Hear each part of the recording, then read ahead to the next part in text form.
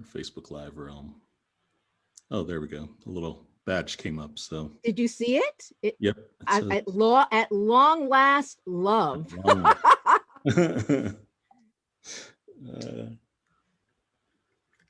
Thank you all so much for your patience. Thank you for being here. Have I let everybody in? I think I've let everybody in who's in the waiting room.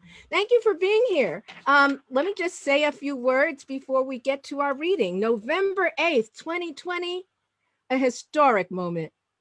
And I'm so delighted that you were all able to tear yourselves from the various real, fabulous, emotional dramas we are doubtless all going through to be here with us.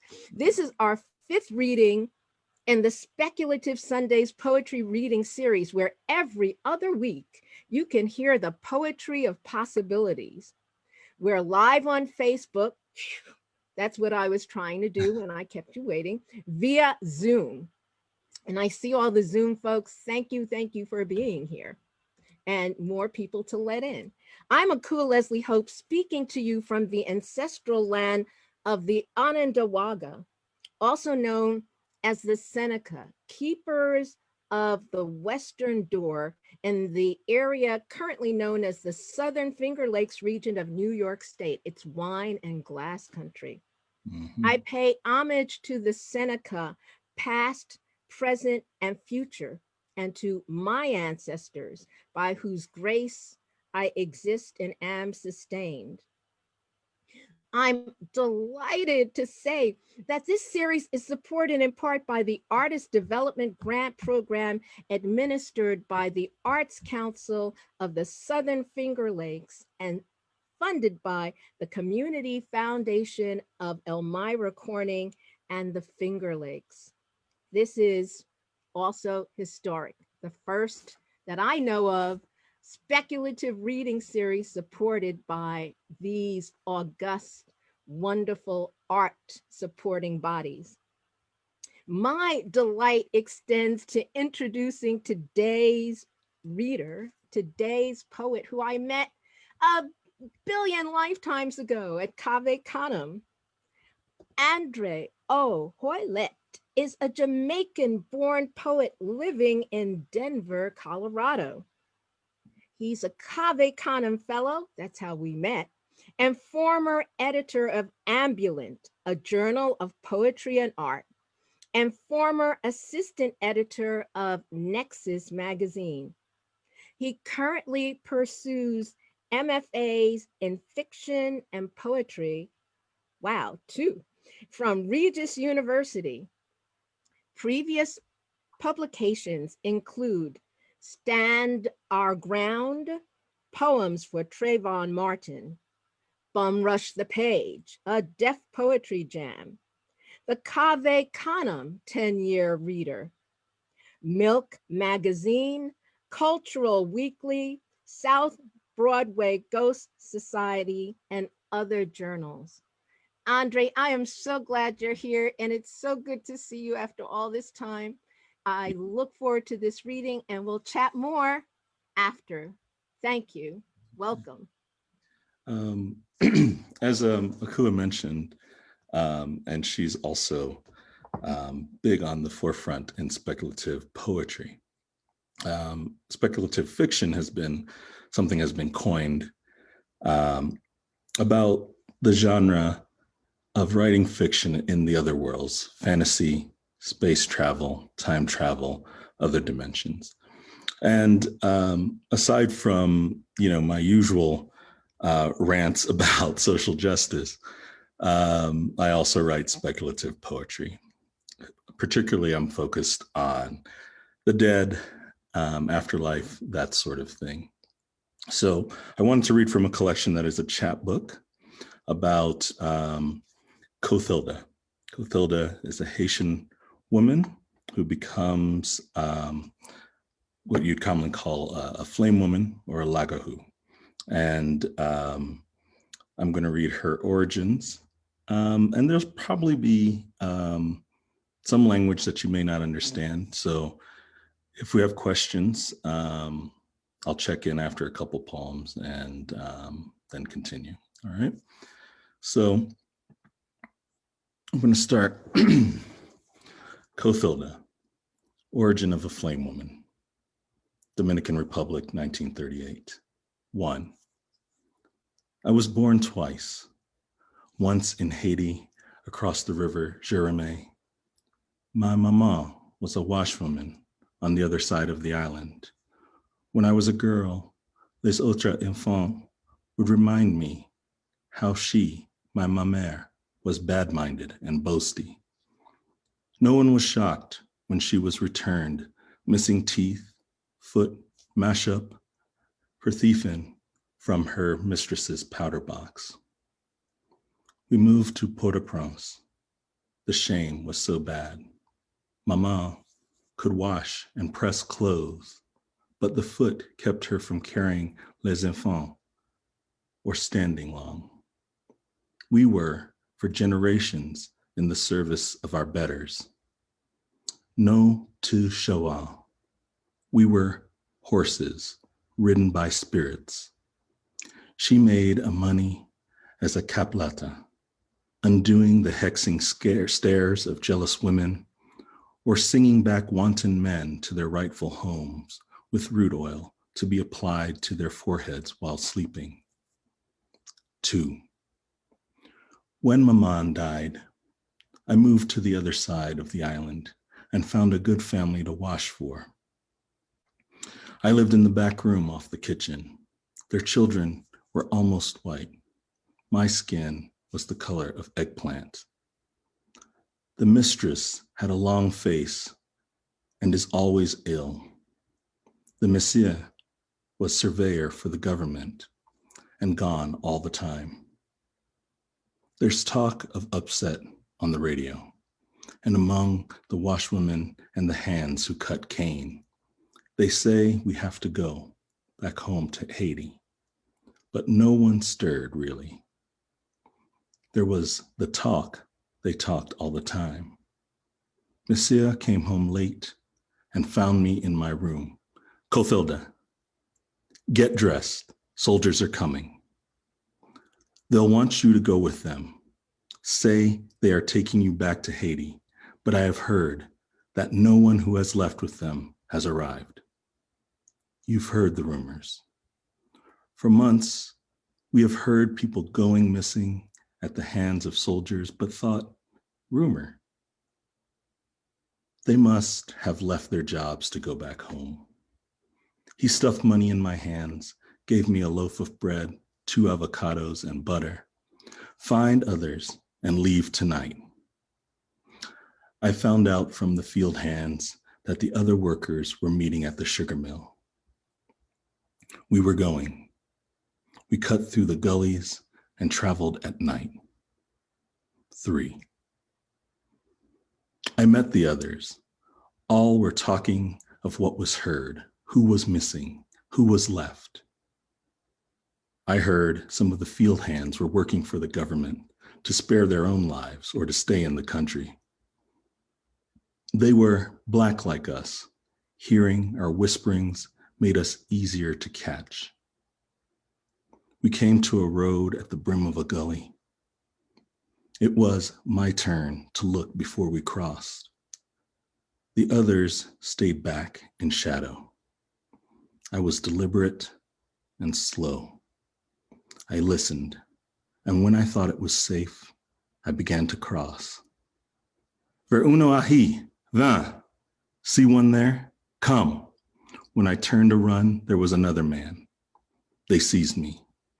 He ripped off my head tie and pulled me down by my plaits. He knelt on my arms. I called out, but the others remained quiet. Other men came running, cursing me. A soldier pulled up the jeep to give them light. One grabbed a big stone and swung it down, knocking my jawbone loose. Before I passed out, I saw 3 of the hands running to me. Did the soldiers killing for them, their cutlass blades glinting in the light. My feet were the first to go. Metal working through bone.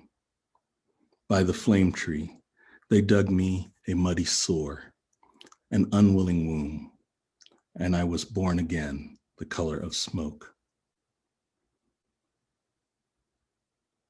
parsing of spirit. The benign decay of moths, a pretty decay, goes unnoticed, leaves much intact, brings a certain predictable ruin, cascade of crumbling to the blue emperor's wings. The decay of maggots and worms, even with Komunyaku's praise, is the parsing of spirit and body, separates Lugaru from meat, devours the gum inside and around your teeth, kisses midnight's rotting breath.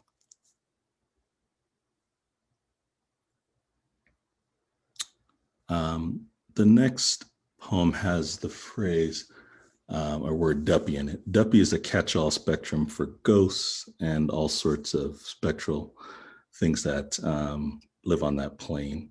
And also, duppy can be male or female, and again, different kinds of entities. This one is called Duppy Can't Count.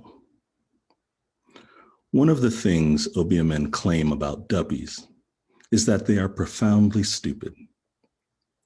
Duppies linger in the coolness of night air, disguised as precipitation and cobwebs.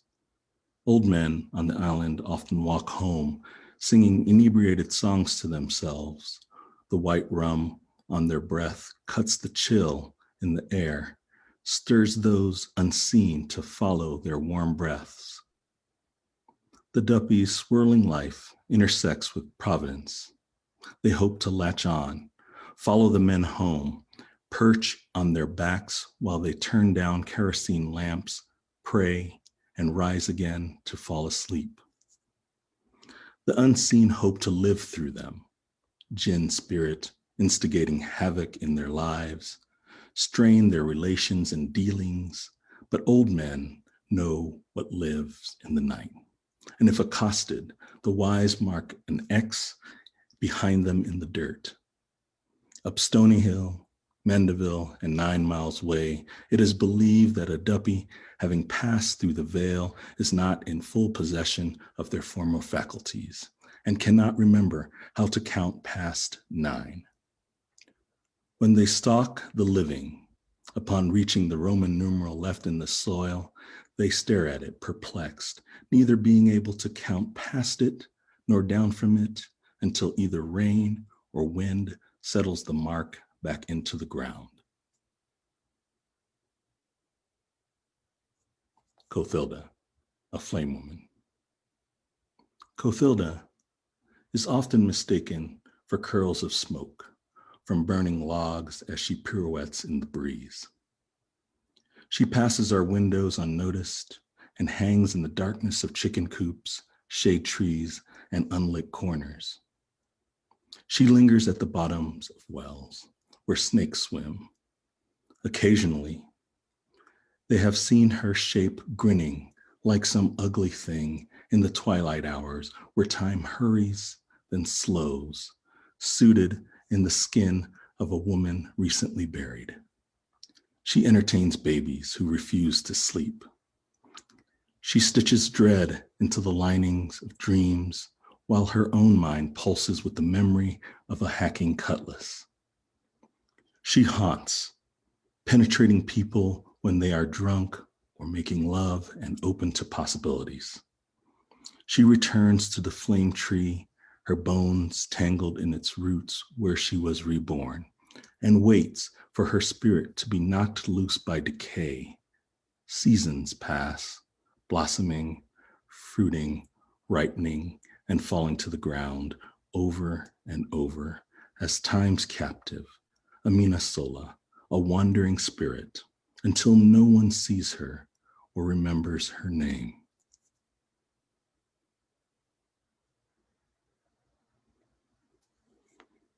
One duppy, Debaut. We are not alone in the house. Our other sense finds something unseen, missed in the dim dance of kerosene lamps. We are listening and close our eyes. Ansis clutches my infant body to her chest, her Bengay salve caught in my nostrils.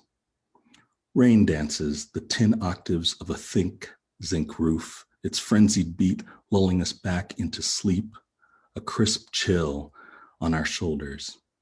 Duppies swim in darkness of chicken coops, shade trees, and the unlit corners of hallways. Ansis circles the house again, her spirit self walking through her ears, polices the veranda and halls, knows the smell of a borrowed skin, sweet with a little rot.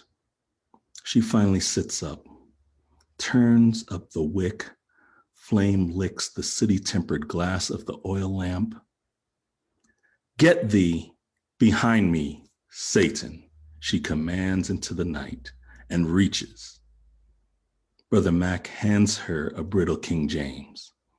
Ansis builds a hymn in her throat, our history sung among the toads and thieving lizards, homily, cricket scriptures, hums. But having heard her command, flood through the thin veil, that gin shadow, firewoman, curl smoke out through the window.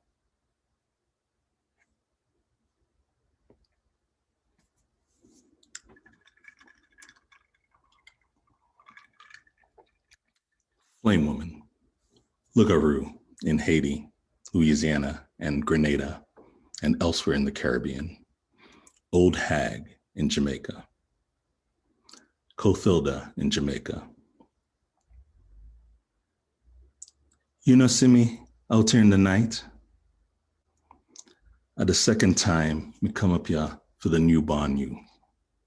When me a fire, it draw too many eyes upon me. Something wrong with these people. Make them no one go to them bed. Up all hours. So now me walk come. Imagine me, Lugaroo, and have to come walk when I could fly in the squinting of a star's light. But I saw it go. When I step into the wet, black mud and rotting black leaves, every black worm and black centipede, black millipede ooze out of the ground, and black spider, fire ants, and moth drop dead at my black foot till I reach the bamboo grove. Anel see me come pass last time too, but him never do nothing. Him never do.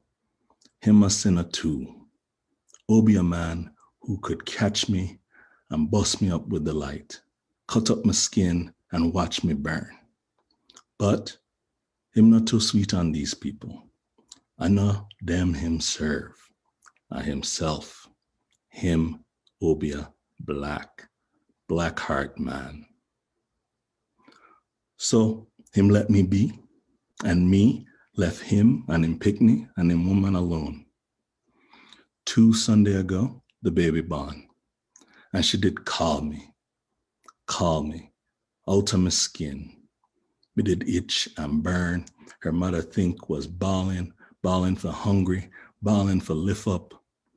But all me did hear was the picnic calling my name, bawling for Cothilda. What a piece of noise she make, waking the dead. She breath sweet, you see. And me stay there sucking her breath till she was almost limp. Lugaroo can find a way in your house through any crevice or window, small crack and vent or keyhole. Me did hear the chain of the rolling calf at the edge of the gully and run for the bamboo grove. If only me could have fly, but instead wear this woman's skin so nobody would see me. She just dead, and don't need it no more. Me take me big black fingernail and peel her body like a knife, spill bowels and tripe out of it. Me true skin hide under one big stone in the coolest part of the river. Another reason me not too afraid of a nail. Even if preacher or obeah man destroy this skin, me have one next one. I probably a nail set the calf rolling for somebody who wrong him. But even flame woman, afraid of rolling calf, that one can eat other duppy. Up above, 6 breadfruit did swing in the breeze as me slip in the bamboo. After that night, baby bawl and bawl till she breath come back. Then blame colic. When she breathing strong again, she calling, calling, calling, calling to me again. The rain spin up a fog that me can't fly through unseen. But me bring my skin in my hand and me hide it in the broke down pigsty under cassava leaves. What a sight. Me a hide in a hibiscus bush, waiting to waft smoke into the baby room. The river. When she draw her last breath, a sorrow grow in my chest. And just some, me mean for tech. But me can't stop myself. The churchwoman almost catch me. She dog find the skin and bring it to her torn to hell. And she know me deb out. But me 6 breaths faster than she. Ansis barging in, King James in hand. Get thee behind me, Satan. Get thee behind me, Satan. But my flayed body through the iron window grill already and into the cool air, becoming fire again. How it hot. Then found the baby limp, blue, cold, smoke for eyes. Lord God, why you make me this way? Sealing the room. Cothilda, flame woman. She can never exhale, an anxious feeling like holding your breath while pacing the walls and ceiling. She posed as a well-wisher after the baby was born, got into the house by wearing the skin of a sour woman from church. The woman would be found dead in a day or two, but until then, Cothilda used the skin suit to travel the sunlit hours. She decided to stay here after she saw the baby. Cothilda has been here every night since to hear the infant coo and play with her when babies should be sleeping. Cothilda watches the infant breathe, the way her chest rises, baby breath spilling out like a hydrant, sweet and flowing unlike her still, stale breath. In the nighttime hours, where the minutes hurry, then slow, inhale, then exhale, she tries to hold her, wills her to be her own, unraveling with her in the wind. She cannot remember her own baby's face, long dead, whose children are now grandmothers themselves. Fitzy, obeah man. He has seen her in his dreams, knew she was somewhere close in town. He's been preying on it. Fitzy has been sent for in a panic. He stops only to dig a 3-foot deep hole outside by the hibiscus bush. Baby's breath has stopped. Her eyes fixed, black marbles loose in their sockets. Fitzy sends the mother outside, draws hard on his cigar, the leaves sticky, blows smoke, closes his eyes to see what is hidden. He finds it in the corner, lapping the infant's face, a shredded lavender specter. She's been eating baby's spirit like thread off a spool. Fitzy calls on those gathered to hold hands and pray. He seals the room. Pungent splashing of Jamaican white rum across the threshold, on the windowsills, and empties the bottles on the perimeter. Saying a prayer at each. Take hold of the dragon, the old serpent. He lights frankincense. Cast him into the bottomless pit in the northern corner, and myrrh in the south, and drink star oil in the center of the room. He knows what words to say. For extra measure, Fitzy calls on Jesus to loosen Cothilda's grip and cast her out. With each breath, she shrinks. Her form shackles her with his commands. He's brought a kid goat into the woman's house, calls them to bring it in, its hooves clattering against the tile. Between the rolling of bones, prayers, and offerings, he casts the weakened flame woman into the goat. Now the baby draws its first strong breath, and again, and again, and begins a good, strong wailing until her eyes open. Her mother races into the room to collect the child. Fitzy leads the goat by its rope leash to the garden. Some of the people gather around to watch. I commit you to the ground. I commit you to the ground. With that, he draws his cutlass from its sheath and quiets the bleeding kid goat by slicing its throat. He is careful to let the blood spill only into the gravesite and has lined its perimeter with a thick line of sea salt meant to keep spirits from crossing. When drained, he tosses the body into the hole and covers it. With the days and months, she withers. Cothilda becomes earthbound, tangled in hibiscus roots.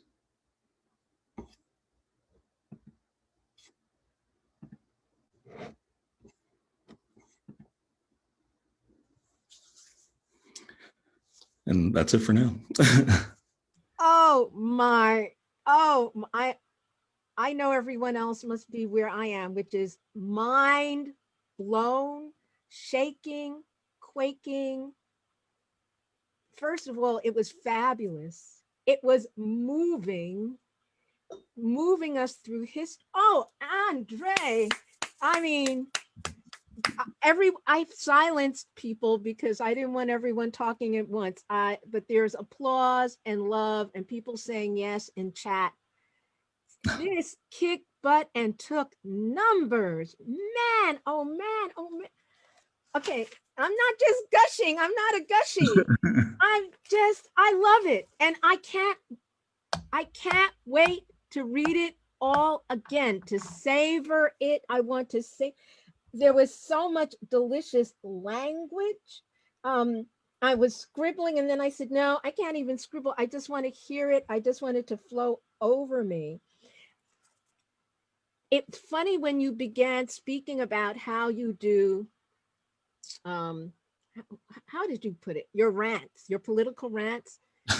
Yeah. Me too. So that's a whole nother area of poetic endeavor, where I'm trying to speak on what's happening in the moment in terms of the news. Mm-hmm. When you started with 1938, though, I was just like, he's not left it behind. I love that you integrated that political point of view with this monster story. And I'm playing that as a counterpoint in the back of my head as I'm hearing her unable to resist killing the baby. And I'm just like, but you went through your stuff, right? You went through your oppression. And so, okay, let me let you respond. So is that deliberate? we are tied to this woman's trajectory and story, and that trajectory from oppressed person to monster makes it so much more painful. Please say a word or two about that. Yes. You know, she enters the world of being a monster through no fault of her own. Exactly. Undone. She is undone and then remade. Well, I mean, it's your person, but I'm just saying that's what I received. I received that undoneness. Yes. And, you know, the mythology there is that unknowingly they bury her under a flame tree, which helps to bring her back. But that's the flame. That's the role of the flame tree. And, you know, you also have to sympathize with her. She's a monster in a sense, but at the same time, she now has this nature that goes with being a monster. But she is aware of it. She is regretful, but it's also out of her control at times. So, yeah. So she's a tragic figure in mythology. A tragic. Okay. Clotilda, is that your name for her, or is that a name for her? I'm not familiar with that name. It's a name that originates from the last century, early last century, Clotilda. It's a common name, but it was also the name of a ship. I think the last. Right. The last. Well, okay. So thank you. So I was going to ask if that's why you named her that, the last ship That brought slaves. To have illegally even brought slaves to brought people who were enslaved. Yes. I try not to just use that automatic, because who was born that? They weren't born that. Brought people to be enslaved to the US. But that's a traditional name for her, and it just happens to coincide with the name of that ship. Right. Oh, that's monstrous too. My gosh. Yeah, the name is oppressive because it's not native to Haiti. It's a name that comes with the ship. It comes from Europe with the ship, with the people who enslaved. So she inherits that name, like a lot of us, right? You know, how do you get the name John and so on and so forth. So yes, that name is also oppressed onto her. Whoa. Andre, you are so brilliant. People, please put questions in chat if you've got any questions for Andre, because I can just talk to him for a while now. Things I loved. Where was the line about taking the baby's spirit, sucking her spirit like thread on a spool? Yeah. Oh my gosh. Oh my gosh, you gave me chills again and again and again. And her whole thank you for the points of view. I'm like, oh my. We'll get to my next question after I squeal some more. The points of view were so fabulous. It was so fabulous to go from third person to first person to third person and back again. I'm just stunned and excited. Yeah, someone said it does wash over you. Ritual water, it does wash over you. This is brilliant. I knew it was going to be good, but this is like way beyond what I thought, because I see this whole gorgeous sweep of history, and that you worked in some history. So that's the other thing. I, for whatever reason, believed it would all be in Jamaica, but she starts out in Haiti. And so are we following some other little inter-island movement there? Is that echoing something in your personal history, Haiti to Jamaica, or just No, anyway? just Jamaican for me. With Cathilda, there is a piece missing from this chapbook that I don't feel is ready to read. So I'm still working on it. But the summarized version is that Anel, the first Obia man that we come across, is married to a woman from Haiti, and Ah. he brings her with him back Oh, whoa. Intentionally or unintentionally? intentionally. Oh, sorry, that wasn't ready to be heard, because whoa, that's a whole nother story. Like, why would someone do that? It could be read, but it's just not quite where I want it to be yet. That's okay. We're not gonna push you into it. I mean, now we've had the experience of the poetry. That's one experience, but now I want to know the story too. So I'm just nudging about the narrative. Yeah. Which it made me think of something else. And this is an ongoing discussion when people talk about how much of your heritage do you have that you know that you can use. And I was taking exception with someone who depicted Obia as negative, whereas given to how I received knowledge of what little knowledge I do have of Obia, it was as you depicted Fitzy using it, which was to cleanse, to heal, to protect, to remediate. Mm-hmm. You just suggested an Obia acting the way these other people had told me they experienced Obia, which is just as the sorcerer and the darkness. And is that something that's in that unheard part? It is. Ah. I reference voodoo first because she comes from Haiti and it's a practice of her family. Mm-hmm. Neither one of them have an intention that is one thing or the other. It just is. It's a part of the natural world. So it depends on how the practitioner uses it or the petitioner, what their request is. Like I mentioned, one of the petitioners in one of the poems was, trying to bring back a wanton husband to the house. Mm-hmm. Or when she mentions her mother, after her mother becomes disabled, that in their family history, she and her mother and other people in her family history are what's called a horse. And the horse is the Be person ridden, yes. Yeah, who's ridden, that's beautiful. and the loa rides them. But Right. again, it itself doesn't have good or evil nature. It just exists. And it's the people who use it who determine how it's used. So it is like a tool. It is an expression. It is sharing into the other plane. It belongs to the people of the land. It can be traced along their route back to where they came from. Yes.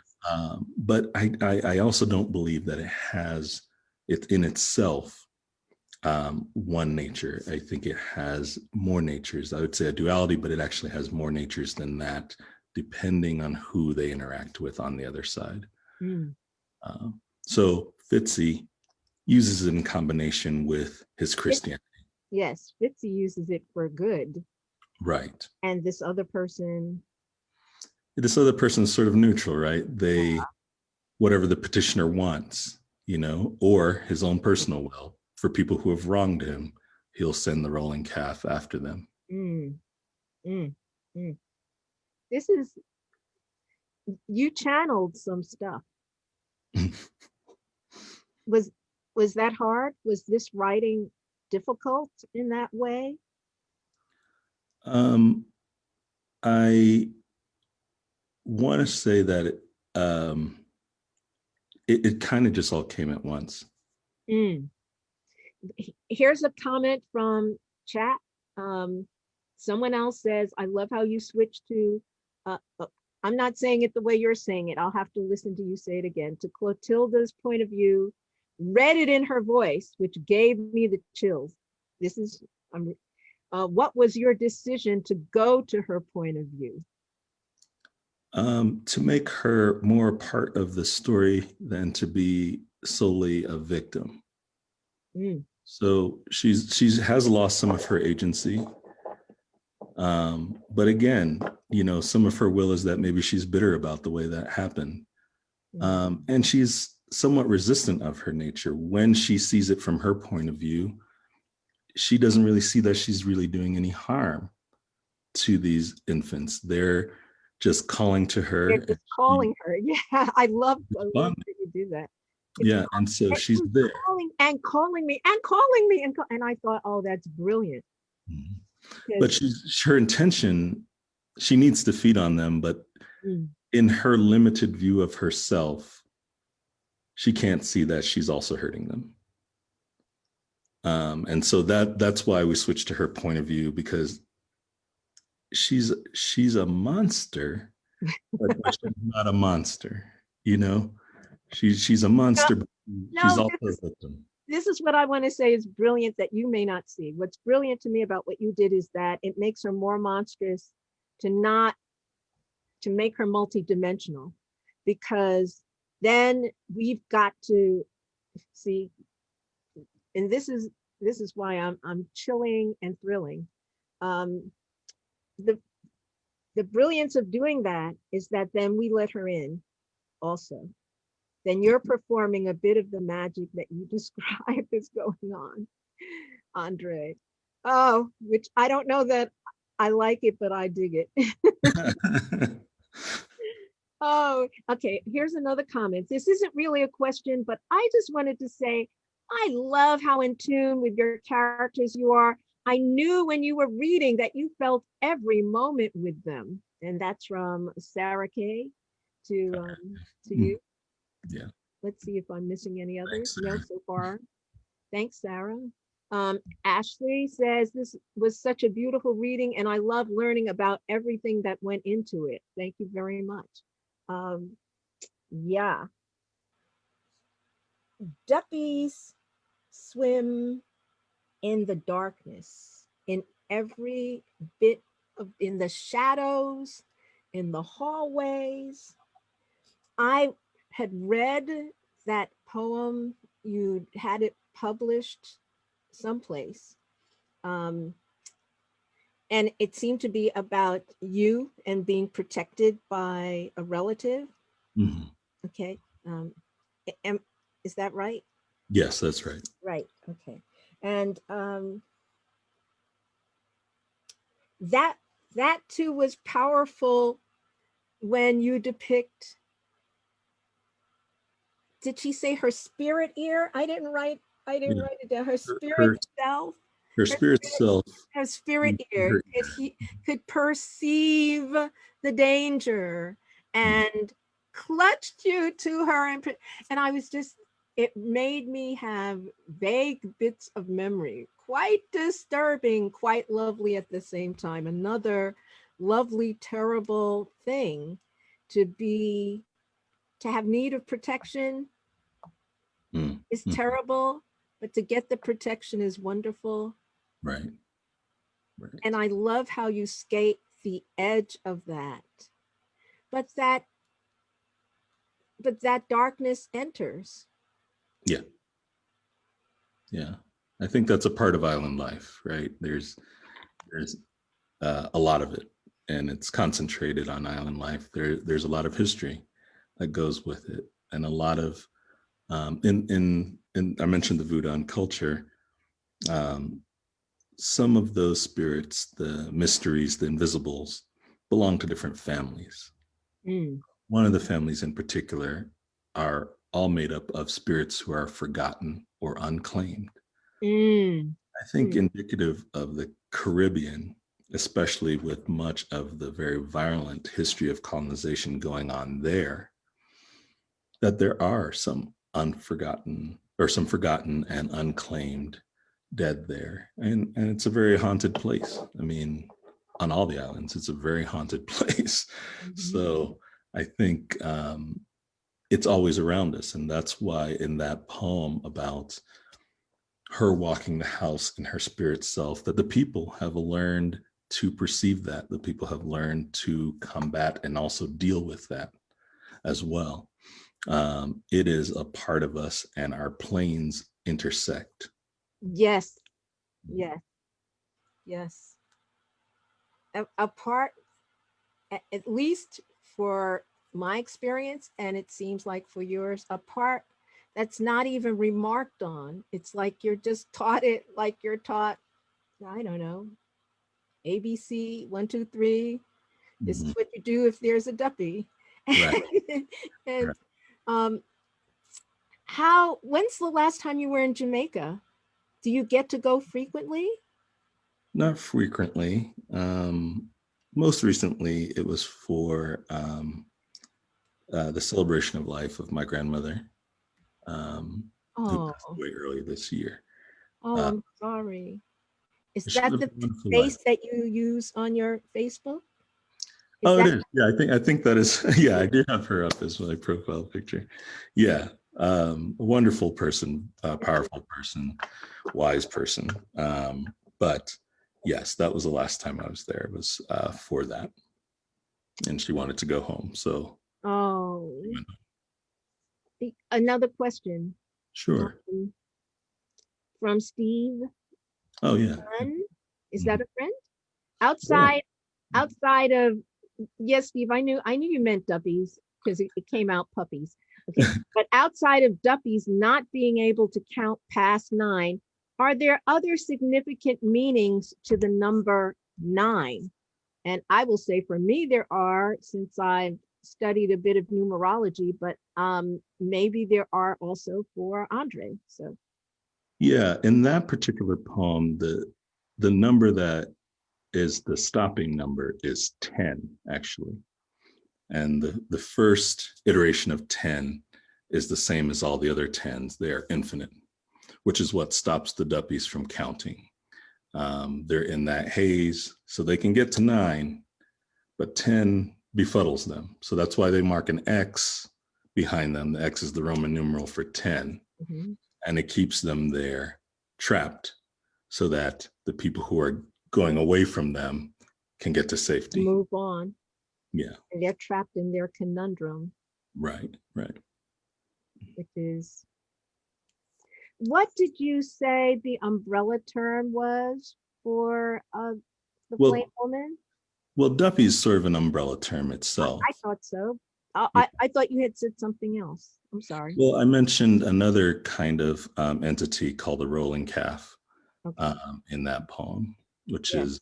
is another one. It's another manifestation. Um, but there's all kinds of Duppy, from just being ghosts, but to other things that behave and act more like demons or angels. And again, it's very well, not similar, but it runs parallel to the Loa in voodoo, that they have their own will, they have their own intentions when you call upon them. And if you're not a great practitioner or you don't know what you're doing, You can you, get in you could. trouble. So again, not the character of the actual practice, but the character of the spirits they're in contact with. Mhm. What does the rolling calf look like? The rolling calf looks silly whenever you come across the the description of the rolling calf, but the rolling calf looks sort of like the body of a goat, has chains, has fire for eyes. Mm. Um, it has crazy horns, but the thing about the rolling calf is one of the most feared um, entities out there. Even though it looks silly, what happens is that you hear its chain first, the chain Mm. that drags on the ground, which is about as much warning as you can get um, before it's on you. Usually, Oh, they say the worst of people become rolling calves. whoa. So the rolling calf, whoever has done the most heinous things in their past life, that will be part of their next life, is to be the rolling calf. But as in that longer piece, Anel, other obeah men, practitioners of Vudan, the Kaplata, the female practitioner, all interact with them, but also can, in an exchange, set them to do their will. Whoa. Another question from Michael Schuffler. Can you talk about how research and imagination or speculation work together in the composition of this poem? Sure. Yes. I did some research because the entities on one island are sometimes the same on another, but they take on different characteristics. So in the Caribbean, like the longer piece I read about Cothilda in Jamaica, on Haiti and Grenada and Louisiana, she's a Lagarou. But Lagarou is like also like a flame woman, like a banshee, like a lot of other things. But they come in and out of the different cultures because the Caribbean shares the same space. It shares the similar history. Some of the history is oppression. Some of the history is rebellion. A lot of the history is bloody all around. But the research I did was to make sure I could connect them or find the ways in which they were connected before I spoke on them. Of course, I'm more familiar with Jamaica, and then secondarily with Haiti. But they do connect and are renamed, but sometimes are the same thing. As far as speculation, well, there's no diary of a flame woman or any of these creatures that appear in people's lives, wreak havoc, or havoc is happening and you blame them, however it happens. That's how the people of the area intersect with them. But I have not found anyone, maybe Nelo Hopkinson, who has given any kind of interiority to their lives, or who's given any sort of dimension to them that they could be in conflict with what they are or what they're doing or their will. So that part is speculation. I don't know what the will of the flame woman is exactly, and that's what I try to do, is enveloping her character, is to try and think through, what this person in that state would feel like or think about, and also the fact that they're limited in what they can perceive about themselves and their world. That's the part that I find so compelling. And as you put it so well and summarized it so well, the interiority of it.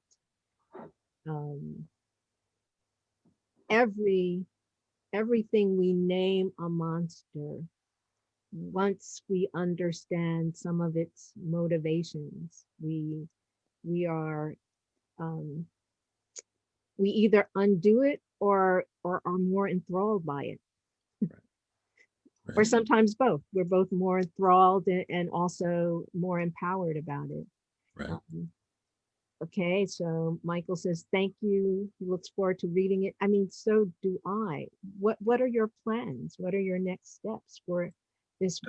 I plan. Do you know it's wonderful? We all found it wonderful. So we just all found it wonderful. And everyone's here hanging on your words. So what's your next step? Well, thank you. I do sometimes need that because I don't have anything to compare it to. Stephen, who asked the question earlier, has been a good help in that. I've taken his classes, and so that's sort of helped, to ask other questions about what I'm doing. My intention was to publish it as a chapbook. Great. And I think that is still my intention, though a very wise person whom I trust says that it probably should be a larger manuscript. And I'm in the phase where I'm working on my theses for Regis, and I really don't want to hear anything about another full-length manuscript at the moment. Wow. So it might have to be a chapter. Could you not use it to serve or you're going No, in a different direction with your, no, the two theses for Regis are different and oh, separate from this. oh, too bad. Because, you know, we're eager. We want it tomorrow. We want to read it again and we want it tomorrow. I've only felt Tell me the names of your publishing friends. I can hook you up. They can hook me up. well, we'll talk afterwards. I don't know if you got to hear or read because it is parallel in the intent to give an interior life to monsters, but Vince Gotera, Yeah. please check. Have you? Yeah, Mm-hmm. his work with the Aswang are similarly reclaiming folk monsters and endowing their being with lives. And he picked two from, I don't want to use the word pantheon because that elevates them, but from the array in the umbrella of his umbrella term Aswang and your umbrella term. So I'm just like, there's something going on in the world where we are looking into the shadows and pointing flashlights there. And bravo to us, and bravo to you for doing that. I'm this has been so fabulous. And it's 8 o'clock. It went so fast. It's been so rich. It's been so full. I am so grateful, Andre. It's been wonderful to see you again. But oh my gosh, so incredible to hear you again. Thank you, everyone, for being here with us. It's on Speculative Sunday's Poetry Reading Series. Our next one is in a couple of weeks. And please continue to explore and be open to the possibilities, because by the possibilities, we not only have hope, we can heal. Thank you, Andre. Stay well. I will. Thank you so much. Thank you.